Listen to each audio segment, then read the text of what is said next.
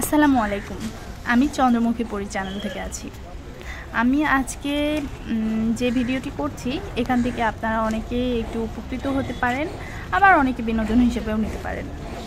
আমি গতকাল শুক্রবার আমি আর আপনাদের ভাইয়া ওর একটা চাকরির পরীক্ষা ছিল, সেই জন্য আমরা আগারগাঁও যাই।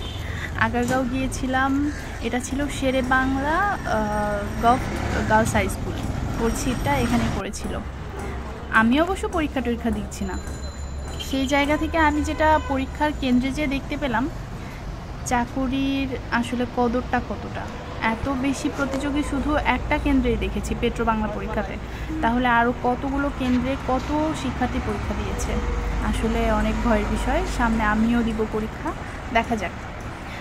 তো আমি যেটা দেখছিলাম যে আগারগাঁও জায়গাটাতে আমরা ফার্স্ট টাইম গিয়েছি, এত সুন্দর আমাদের কাছে লেগেছে যে এত প্রশস্ত রাস্তা, 100 ফিট রাস্তা, এবং সেখানে সকল প্রকার জাতীয় ভবনগুলো যেন সেখানেই আছে। বাংলাদেশ বেতার কেন্দ্র, বাংলাদেশ জাতীয় গ্রন্থাগার, বিটিআরসি, তারপরে আপনার হচ্ছে রাজস্ব ভবন, জনসংখ্যার পরিমাপ করে, জরিপ করে সেই ভবন। এছাড়াও আছে বিসিএস ক্যাডাররা যেখানে ভাই ভাই অংশগ্রহণ করবে, এই সকল যাবতীয় সকল ভবনগুলো যেন আগারগাঁওতেই আছে। আগারগাঁওতে আরও একটি আছে অর্থোপেডিক হাসপাতাল, এবং সেখানে আরও চক্ষু হাসপাতালও আছে। এত বড় বড় হসপিটালগুলো এত সুন্দর দেখতে। ভিতরে এখন রুগী আছে, সব কিছু আছে, সবার কষ্ট, কিন্তু হসপিটালগুলো বেশ সুন্দর। জানি না পরিবেশ কতটুকু ভালো হবে ভিতরে, আমি সেটা বলতে পারছি না। বাইরে থেকে সুন্দর ছিল।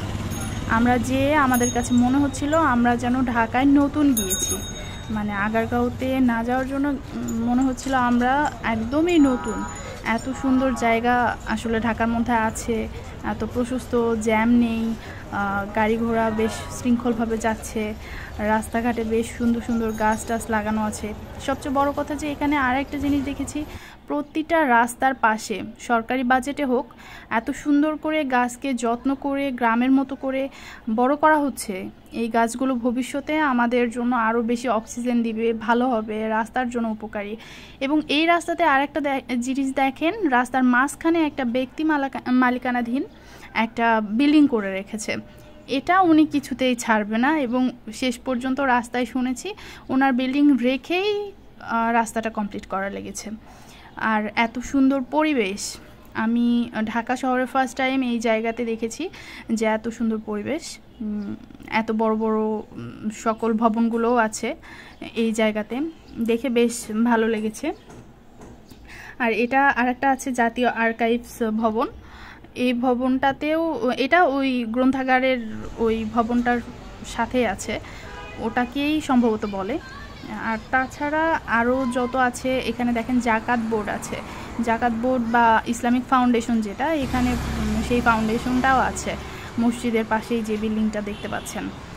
সকল কিছু আশেপাশে এবং খুব হাতের কাছে। যে এরিয়াতে আমরা নেমেছি সেই এরিয়া থেকে জাস্ট একটু পরে স্কুলের সাথে সকল প্রকার এখানে সব কিছু আছে। তো আপনার ভাইয়া বলছিল যে বিসিএসে যে ভাইবা হয়, কর্ম কমিশনদের যে অফিসটা আছে, সেখান থেকে একটু ঘুরে আসবে উনি।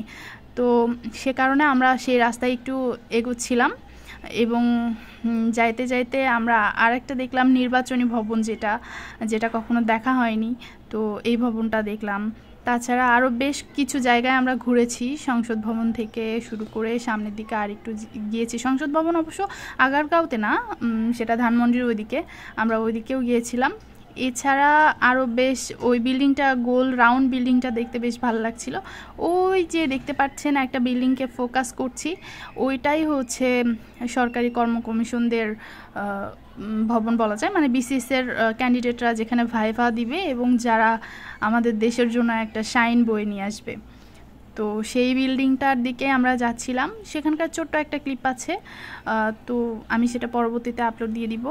সব কিছু মিলে আলহামদুলিল্লাহ ভালো লেগেছে, এবং আপনারা চাইলে এখান দিয়ে ঘুরে আসতে পারেন। প্রয়োজনীয় অনেক ব্যাংক আছে এখানে, ওয়ার্ল্ড ব্যাংক থেকে শুরু করে। ধন্যবাদ।